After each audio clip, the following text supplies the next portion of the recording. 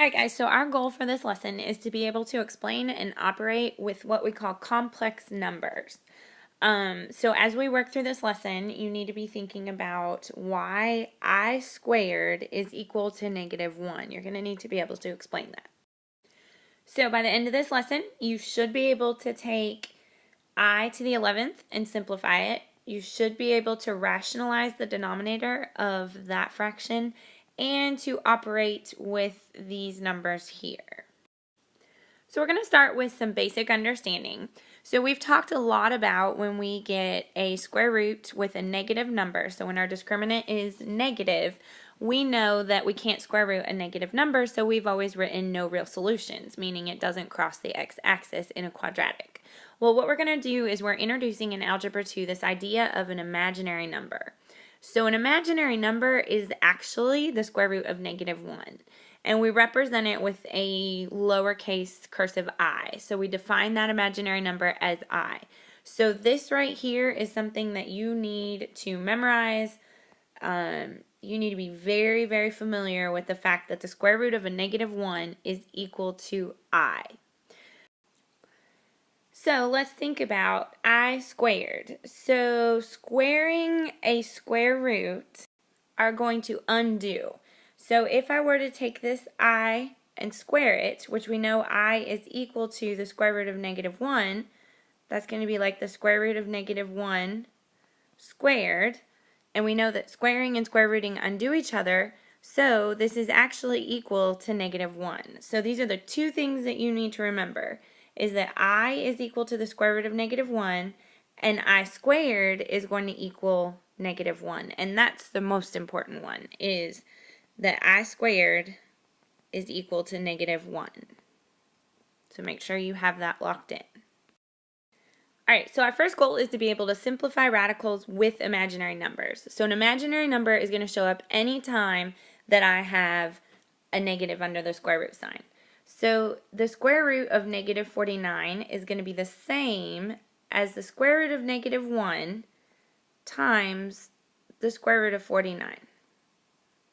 Because I can break them apart when I'm multiplying, as long as they're both under the square root sign. So -1 times 49 is the square root of -49, and we know that the square root of 49 is 7, and we know that the square root of -1 is I.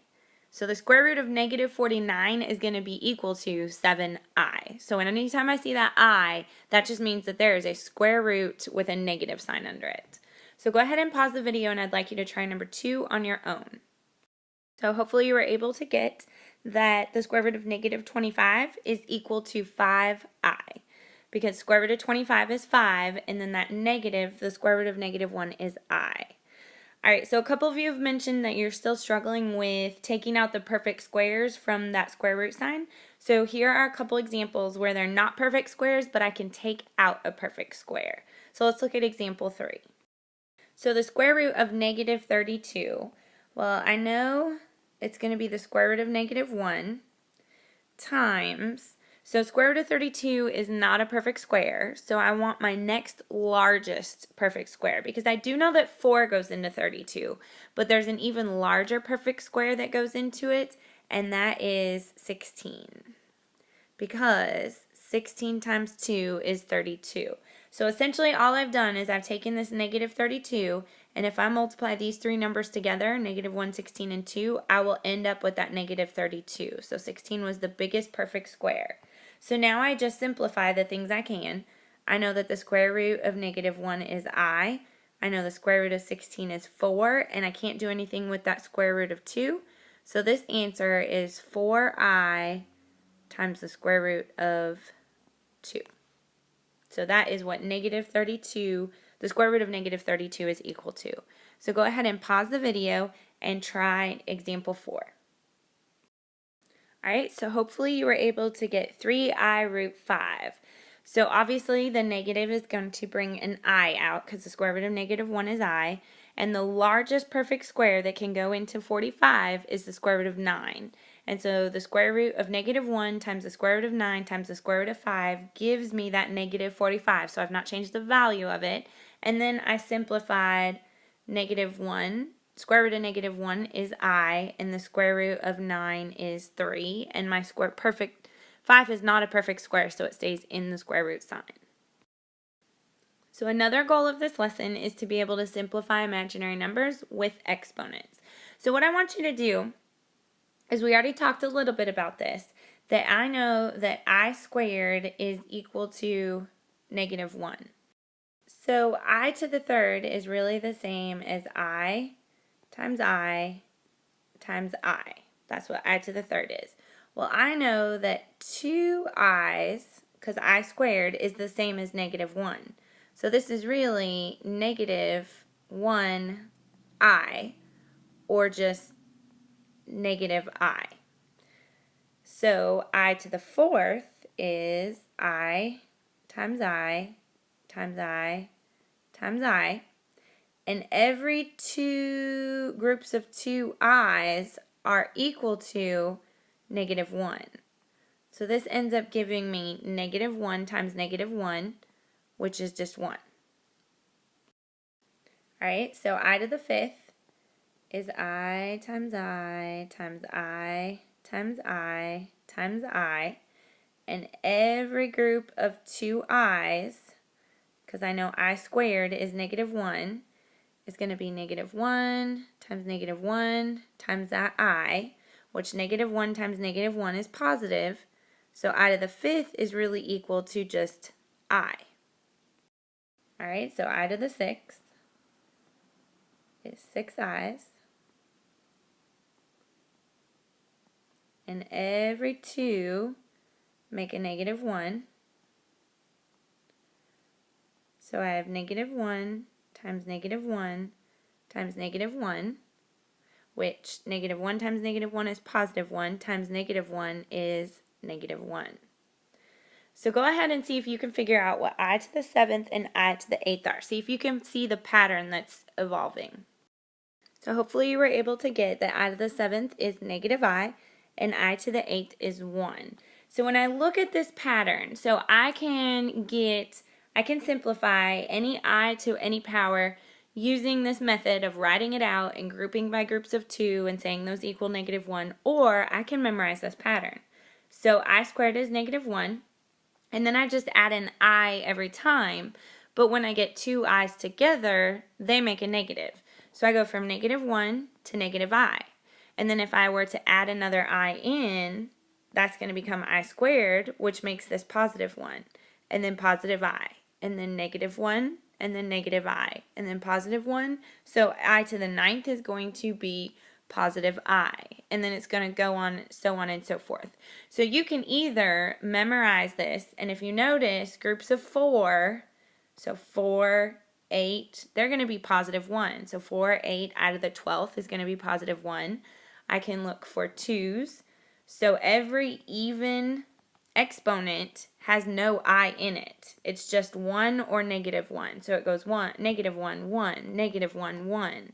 And then my i's come in between. So whatever you need to do, whether it's write it out and simplify it, or if you can see this pattern, that's what you need to understand and be able to simplify I to any power.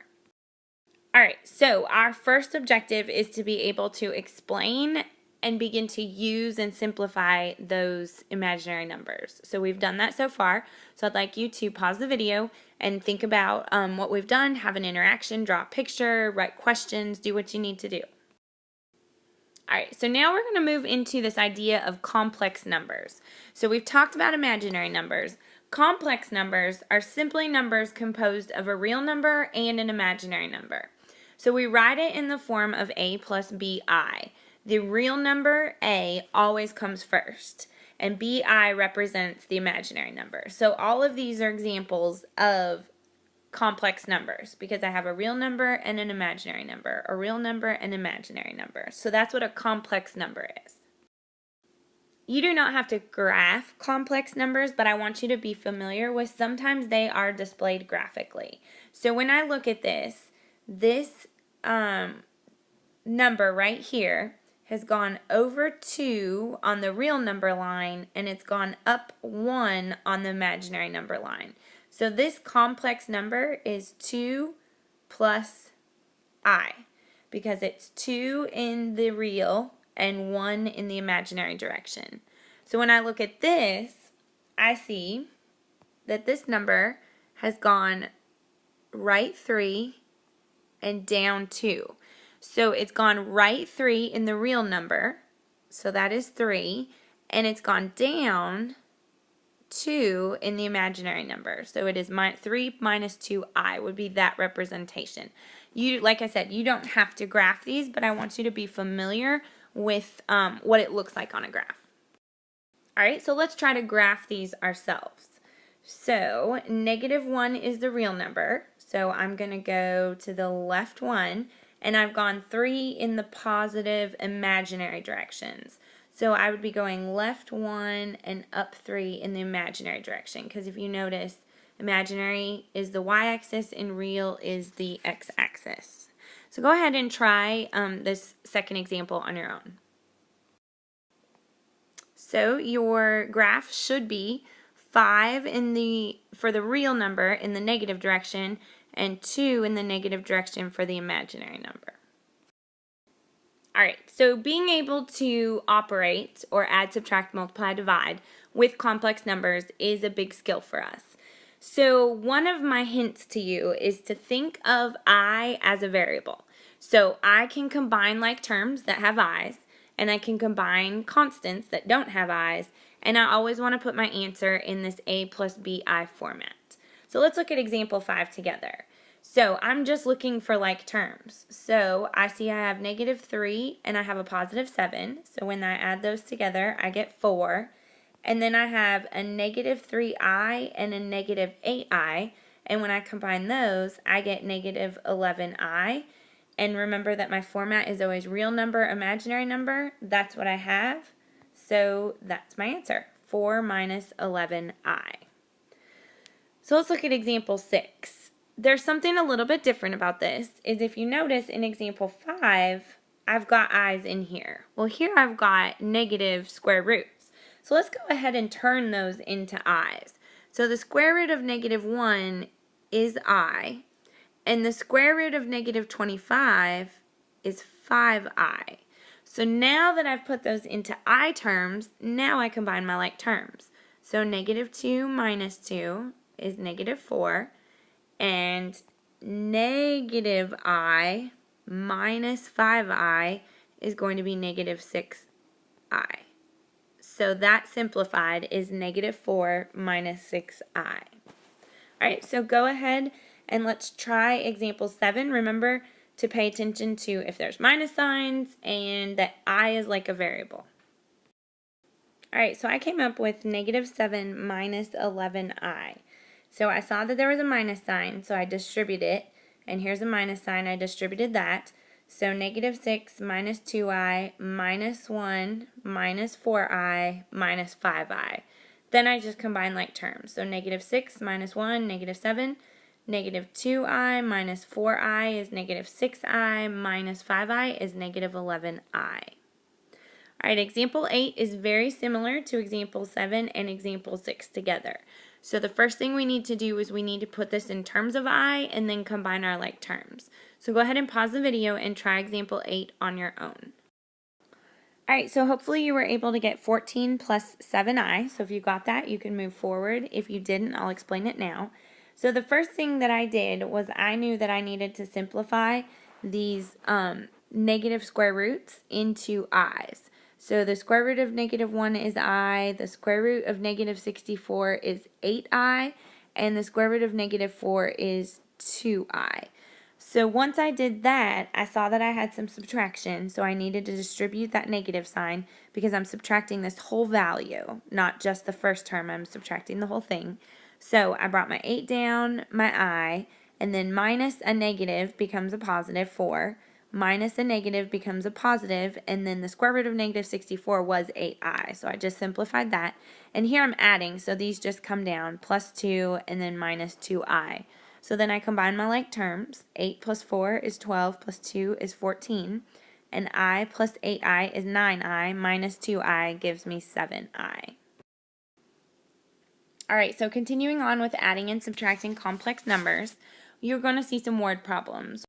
So let's go ahead and see if we can figure out what's happening. So the sum. So I'm adding two complex numbers. So I'm going to have this number plus this number is -1 plus I. So is means equals -1 plus I. So the sum of two numbers is -1 plus I. If one of the numbers is -4 minus 2I, what's the other number? All right, so I know that I'm essentially going to be taking this real portion, adding another real number, and it equals -1. So what real number can I add to -4 to get -1? Well, that's going to be a 3, because -4 plus 3 is -1. All right, and then I have my imaginary portion. So -2I plus some number is going to give me a positive I. So -2I plus what is positive I? Well, that's got to be 3I, and it's positive. So when I take -4 minus 2I, add on 3 plus 3I, my sum is -1 plus I. Alright, so we have operated in the add and subtract world with complex numbers. So go ahead and pause the video and have an interaction. What questions do you have? What picture might help you understand better? What are you going to need to remember? Alright, so now we're going to move into multiplication. So I'm going to multiply the exact same way that I do if I have just regular binomials. And remember to think of I as a variable. So when I look at example 10, I'm going to multiply the same way that I normally would. So I'm going to take this -5 and I'm going to distribute it to both parts. So -5 times 5 is -25, and -5 times -6I is positive 30I. All right, now I'm going to distribute the 8I to both parts. So 8I times 5I is a positive 40I. And 8I times -6I is -48I squared. Now, this is super important. Anytime that I see an I squared, that is the same as -1. So I squared, we remember, is the same as -1. So this is the same as -48 times -1. So anything times -1 is actually going to make that a positive 48. So by taking that I squared, anytime I see an I squared, I can simplify it to -1, and then -48 times -1 actually makes it plus 48. So now I can just combine my like terms. So -25 and 48 plus 48 give me 23. And then 30I plus 40I gives me 70I. So when I multiply that out, I end up with 23 plus 70I. So remember, I squared becomes -1, and then that -1 just changes the sign that it's next to, because when a variable and a number are touching, that means multiplication. All right, so go ahead and pause the video and try example 11 on your own. Alright, so I got 14 plus 22I. If you got that, you can move on. If you didn't, I'll explain it now. So when I look at this, I know I'm distributing that -5 to both pieces. So -5 times -4 is a positive 20, and -5 times -2I is a positive 10I. And then -3I times -4 is a positive 12I. And -3I times -2I is a positive 6I squared. And I recognize that the I squared needs to be turned into a -1. So when I multiply 6 times -1, I get -6. So I just rewrote everything with that -6. Combine my like terms. 20 minus 6 is 14. 10I plus 12I is 22I. Alright, so these are the exact same problems except for they're not already in that I form. So I'm going to go through this same process. My multiplication is going to be the same, except for I'm going to need to turn this into 7I and turn this into 2I. So really I'm multiplying 1 minus 7I times 8 minus 2I. So go ahead and pause the video and see if you can distribute all of that. Alright, so I got negative 6 minus 58i. So if you got that, go ahead and move forward and try example 13. If you didn't, I'll explain it now. So the first thing that I did, obviously, is I turned negative 49 and negative 4 into 7i and 2i. So I distributed the 1, and I got 8 minus 2i. And then I distributed this negative 7i, so I got negative 56i and positive 14i squared. And anytime I see I squared, I can replace that at the negative 1. So 14 times negative 1 is negative 14. So when combining my like terms, 8 minus 14 is negative 6. And negative 2i minus 56i is negative 58i. Alright, so let's try example 13. Alright, so I ended up with 48 plus 14i. If you got that, you can move forward. If you didn't, I'll explain it now. So first of all, anything squared I always want to write out as two of them. And I went ahead and made the square root of negative 1 just I. So when I distributed, I got negative 7 times negative 7 is 49 plus 7i, and then plus 7i plus I squared. And so I squared is always going to be negative 1. So a positive times a negative just gives me negative 1. So when I combine my like terms, 49 minus 1 is 48, and 7 plus 7 is 14i. Alright guys, so we have explained complex numbers, and we have now operated with them.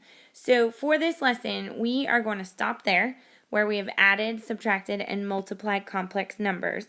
So go ahead and pause the video. I want you to have an interaction in your notes. What questions do you have? What makes sense to you? What example is good for you to reference when you're looking back at your notes? Make them useful. So what are 3 errors you think that students tend to make when working with imaginary numbers? What makes sense to you, and what are you going to need to remember about operations with imaginary numbers? Alright, so that is the end of our lesson. I hope that you are able to get some information out of it, and we will talk more about it later.